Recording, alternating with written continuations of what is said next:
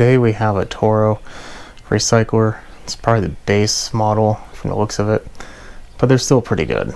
I like this engine. I like the deck. I'm just not a fan of front wheel drive. But here's the thing.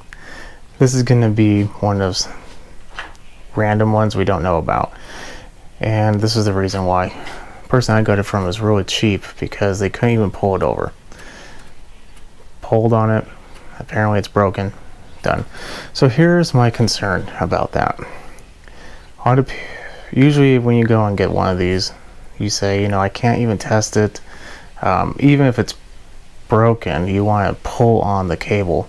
So if you even tell them, like, you know, I don't know the condition of the engine, I have nothing to pull on, 95% of the people won't actually get the point that you could just flip it over and then turn the blade.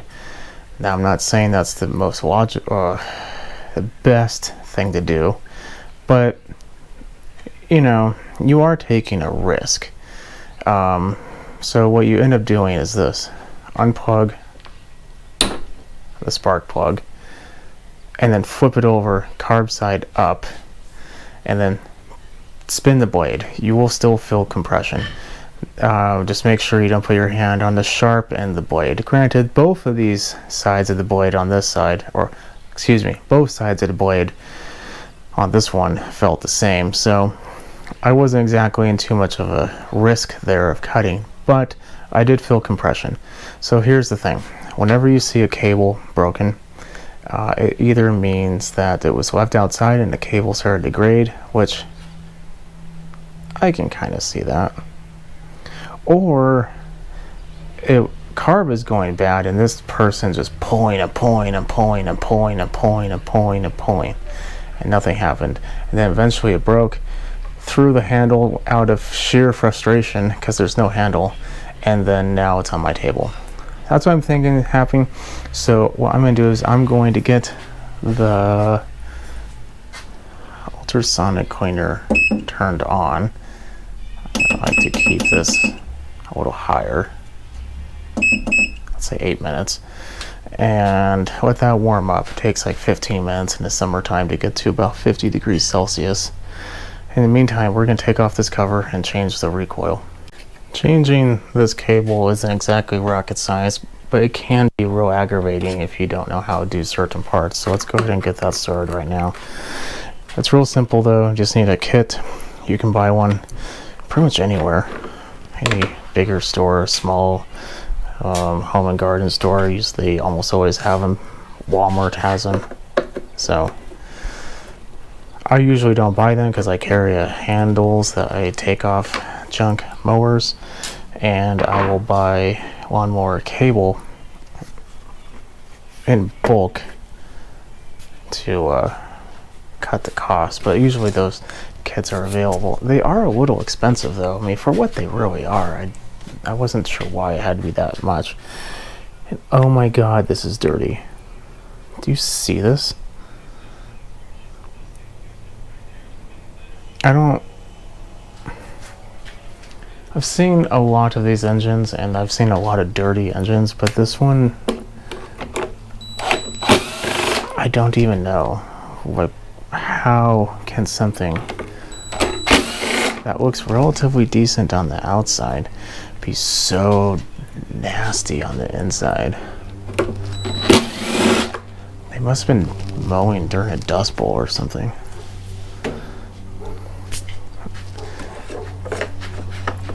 While we're here, the fuel tank is mostly dry. Well, it is dry. I think I see a pine needle though in there, so I'll have to blow it out. Let's look at the oil while we're here. It's full, a little dirty, but it's full. The reason why you want to check the oil, even though we're not starting it, is we will be moving this oil tube and we don't really want it to be overflowing and have oil spill everywhere. So if it's obviously very full, you don't want to do what we're about to do. So here's the thing. You need to be a little careful when it's super dirty like this. So I'm going to kind of brush off as much as I can, and then blow it off down here. And what we do is we lift this up just a little bit, just so we can clear as much as we need to, and then shove that back in, but having this be free. Now right there's a 3/8, there's another one on the other side, and there's two in the front, so I'm going to take those off, and then we'll take off the cover. This is going to be dirty.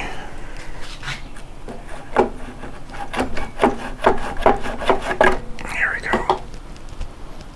Oh yeah. It's dirty everywhere, inside, outside, everywhere. And spend a couple minutes and clean this up as much as I can. It's been a couple days later. Not 100% sure where we left off. Luckily I recorded, so I know where. So right now, I took off the recoil. Obviously, that's why we have it. And I'm trying to get this string out. I have a sinking suspicion that it broke off like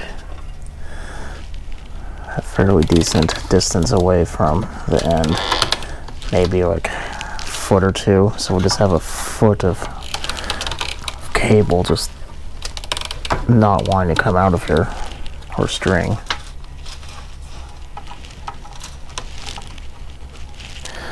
Which is vastly unfortunate. Yeah. So when this happens, two things are going to happen. One, we're going to have a good day. Two, we're going to have a bad day. If it's a good day,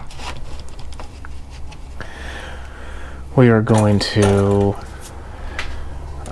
be able to pull this off without the clock spring coming with it.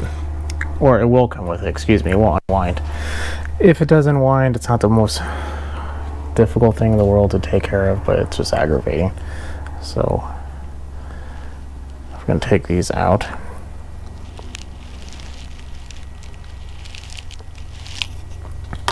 So this is the part we're going to cross our fingers for. There's a water resistance. The spring is hot. Okay, looks like we're good. That's why I'm talking about the spring being this. That will be caught somewhere. That's why you want to let it be free. You don't want to pull on it if you don't have to. It should come out with relative ease. Oh yeah, we had a couple feet in there. So that was not going to be pulled out very easily. Huh. So let's cut this.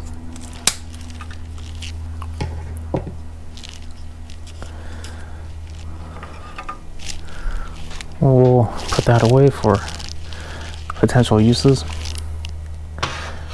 When people buy stuff, they usually come in trucks. At least I'd hope they do.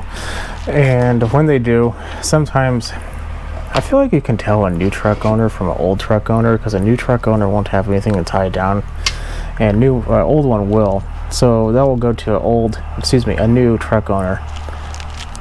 So the tab is right here.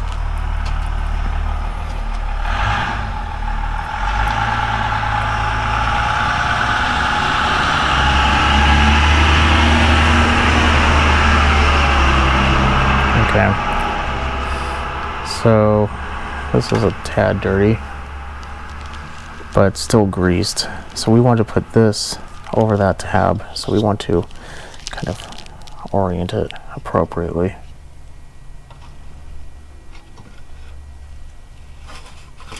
And if it works, it does that.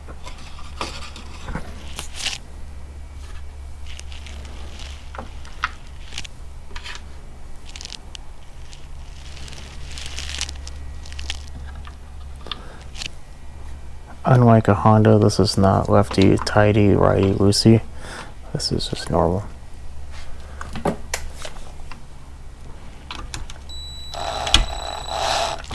You do want to make sure that it's in place though.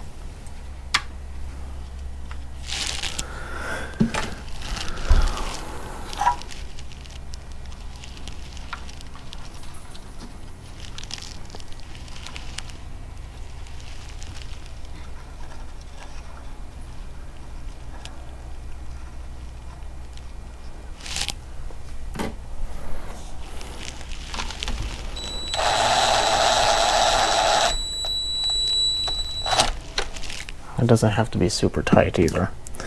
Okay, now that we have that done, I want to twist it. I like to hold it and then twist the actual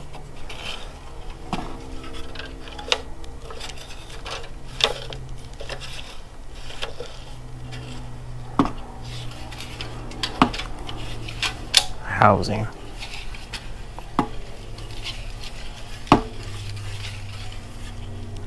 Yeah, about 6 times or so is usually pretty good.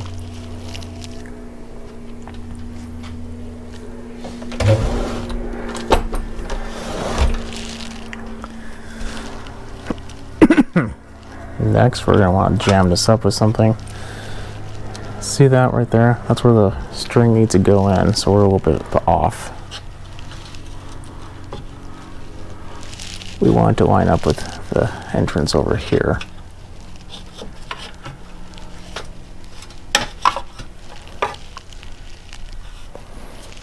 And we want it to be pretty good too. See that hole? And see right here? It's not quite lined up yet. So we need to move it a little bit further back.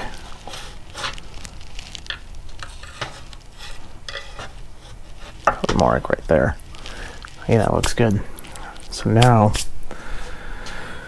when we take our string, which is roughly 7-ish feet, and shove it through this end, and it should, hopefully, if it's not too wide, go through that hole. And if you twist it, usually it will curl around itself and pick itself up. Now, under, over, under, and through.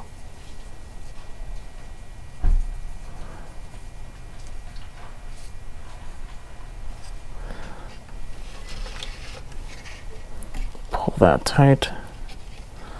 Shove that in so nothing gets caught anywhere.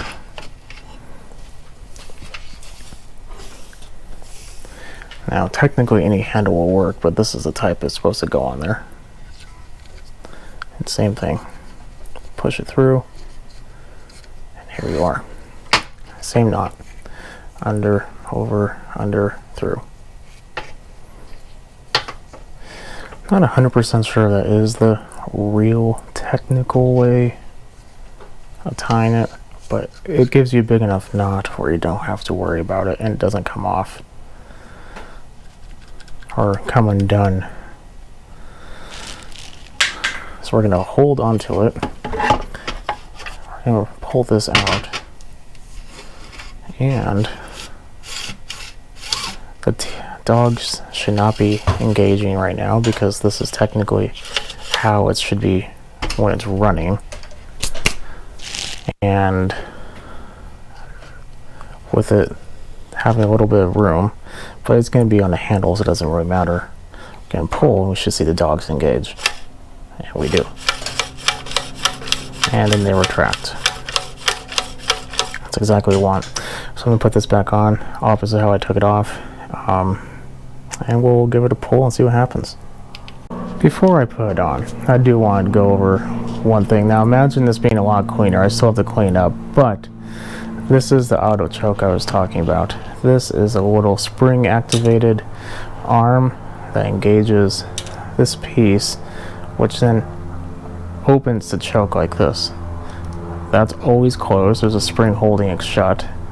And then this, once it gets hot, will move, opening it, and then once it cools pretty rapidly actually, it will go back in its normal position. Potentially even the spring will push it back. I'm not 100% sure on that one. And there you go. So while we have the top off, we do want to make sure this is free moving, and nothing is wrong. If you are going to clean, do it both before and after. So I'm going to go ahead and clean this up, and we'll give it a pull. There's no doubt in my mind this is going to work. Well, not going to work, but whatever. Let's just give it a pull. See what happens.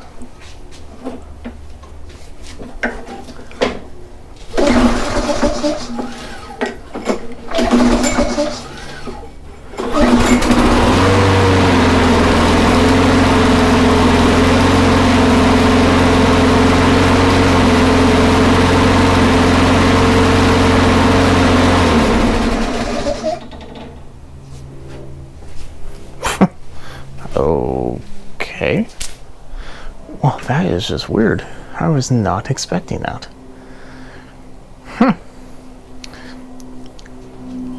I want to double check that oil level because it was burning a little bit, which is not uncommon because it was sitting for a little bit of time. With a horizontal cylinder, some oil, especially if it's too full, will seep past the rings.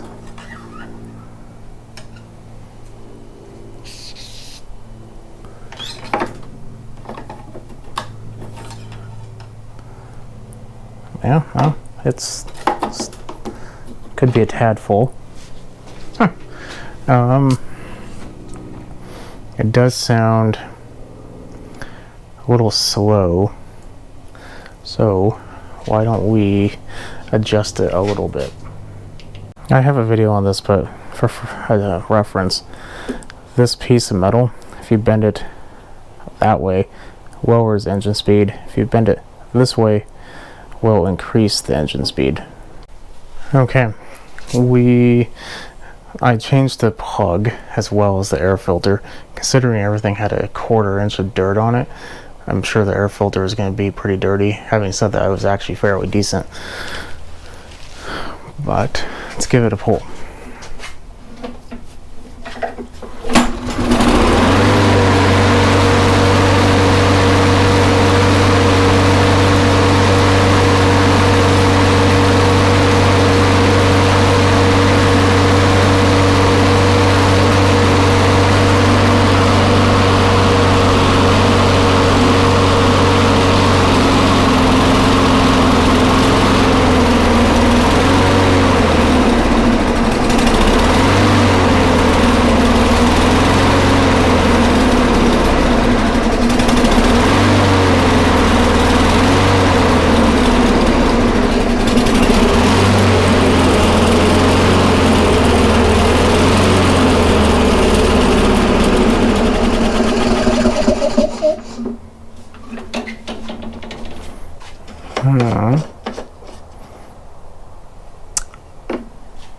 You know what?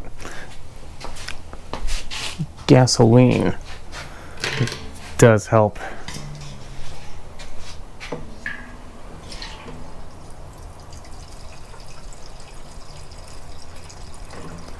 I need to get more. Probably just enough for this and a little extra for a different machine. That should be okay. Doesn't help that one likes to leak everywhere.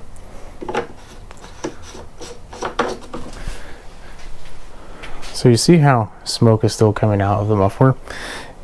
If your mower smokes a lot and you see it in the muffler even afterwards, that means the oil is in the muffler, not the combustion chamber. Now, if it doesn't do that and it still continues to smoke, then you know that it is in the combustion chamber and probably not in the muffler. This will burn off, clear up, not a problem. If it never does that, then you have a problem. Let's give it a pull. See if it's any different. You know what? I think to keep my sanity, I'm going to adjust because all 4 of these wheels are practically a different setting. I'm going to put them all together, and then I'm going to put the I'm going to anchor that handle because there's nothing attached to it to the base. Okay, anchored it to the handle to the base. Change the wheels. I think we should be good. Also gives time for the bowl to fill up.